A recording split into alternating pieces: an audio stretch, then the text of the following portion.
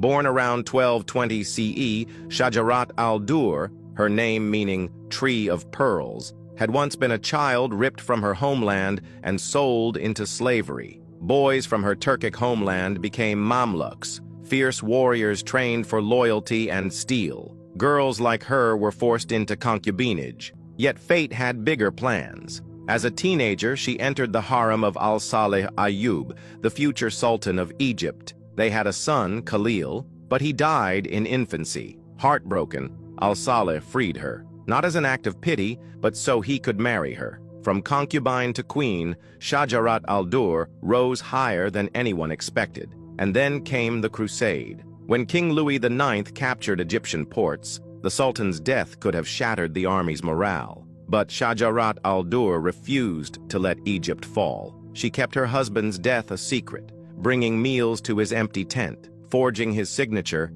and issuing decrees in his name. In the shadows of war, she held the Sultanate together. At Al-Mansura, when Crusader forces charged the city, Egyptian soldiers unleashed a brutal ambush. The unthinkable happened. King Louis himself was captured. Egypt had triumphed. But rumors of the Sultan's death spread like wildfire. To hold the throne, Shajarat al-Dur installed her husband's son by another woman as Sultan. At first, it seemed a safe move. But soon the prince revealed his arrogance, threatening to exile Shajarat al-Dur and slaughter the Mamluks.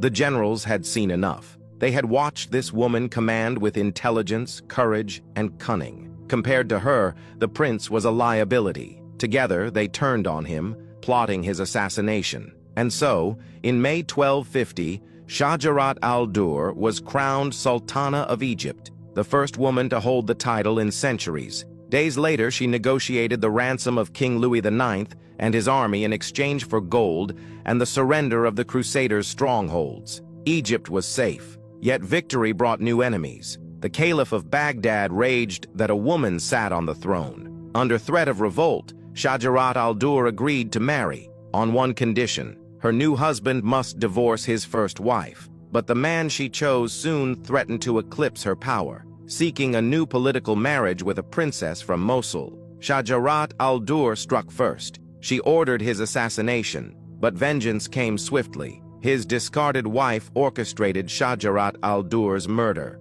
The last queen of Egypt was dragged from her chambers and hurled from the Cairo citadel. Though her reign was short, her legacy was immortal. She had risen from slavery to rule one of the greatest kingdoms of the medieval world. She minted coins in her own name, signed decrees as